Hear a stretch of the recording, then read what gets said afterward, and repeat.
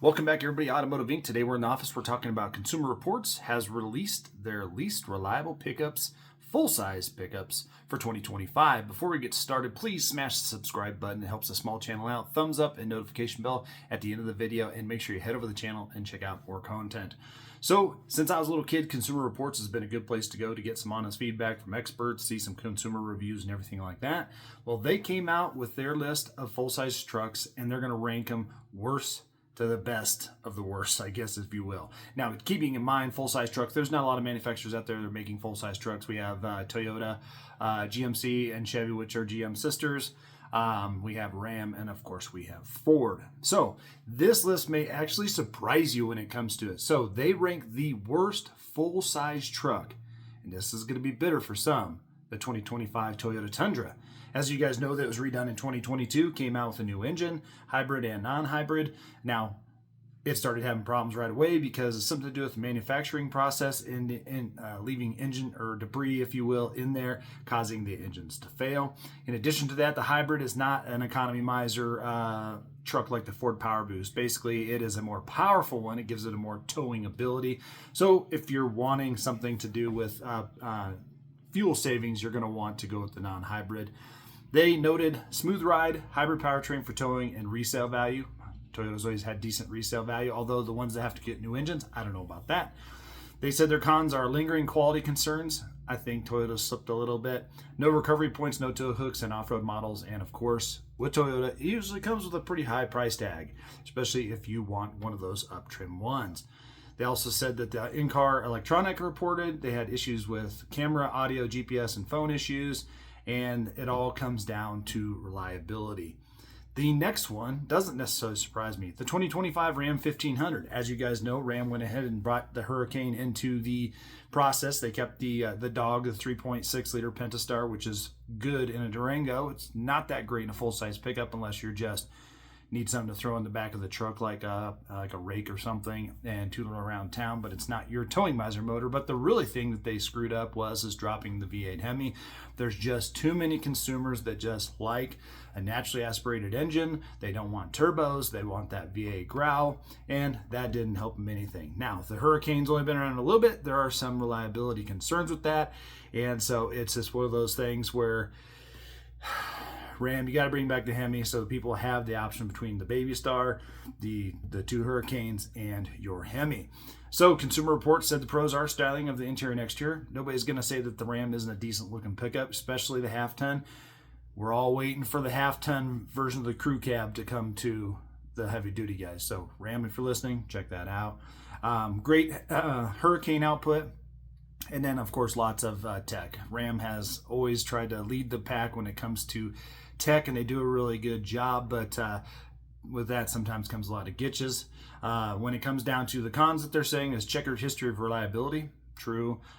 Worst resale value, which is absolutely true. Ram across the board, whether you're in an HD truck or a half-ton, the wholesale or the resale value is not good. And then, of course, they say it's something about lackluster exhaust note from engines, but for me, that's not a big stick. But I will tell you, I do love the sound of American V8, and I do love the sound of a turbo diesel. So, but at the end of the day, they said that the people also found issues with in-car electronics not working, like the Tundra, and said that a lot of people are having Hurricane engines. They're having melted Cadillac converters, especially on the RHO trim. Now, this one, it's a hit or miss, but the 2025 Chevy Silverado is next on the list of least reliable. As you guys know, in 2023, they refreshed the half-ton model. And in 24, of course, they got the new interior in the HDs. Chevy has a my rate of engines, the 2.7, the 5.3, the 6.2, and the 3.0 Duramax. And if you've watched my other videos, the 6.2 prior to 24 is having a lot of issues. So we'll see how that goes. Right now, it's a massive recall of almost 600,000 cars. They also had some problems with their 10-speed automatic that was co-developed with Ford. So before you always all say that Ford and Chevy co-developed every transmission together when it comes to the trucks, that is not true. The Allison and the Power Strokes torque shift are completely different animals. However, they did co-develop the 10-speed Why Chevy has more problems than the Ford, I have no idea, but that is very, very interesting.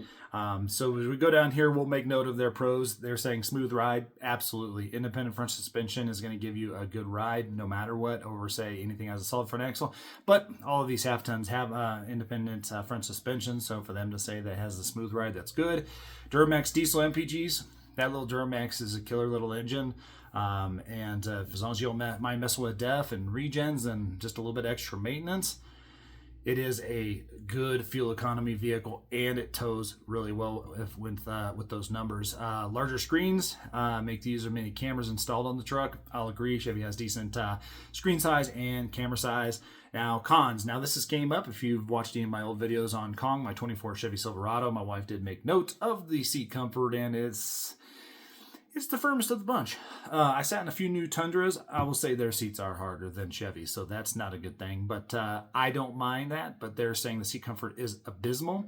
They also made note of V8 engine reliability concerns. That's obviously with the big recalls that have came out.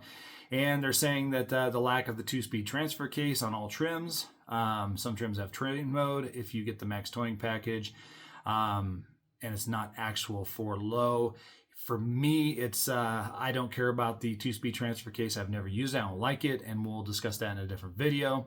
But they said, again, electrical issues, lights, gauges, USB ports, stuff like that could be an issue when it comes down to it. Then the next one on the list, not a big surprise. This is going to be a carryover for probably pretty much everything else. But, you know, in history's past, people say that GMC is the little bit pizzazzier truck over the Chevy. It's mascara and lipstick versus a Chevy. I mean, they just changed the colors and everything. So at the end of the day, they do have the AT4X trim on that, but of course you can get a ZR2 half ton. They're saying that the pros are the Denali Ultimate is a stunner. It is a beautiful truck, beautiful interior and everything like that. AT4X excels in the off-roading prowess, and they're saying that the styling is a step above, of course, the sister truck Chevy. They hit again on cons for seat comfort is abysmal, V8 engine reliability, and high prices. So if you go GMC over Chevy, you're going to pay a little bit more moolah for that bad boy.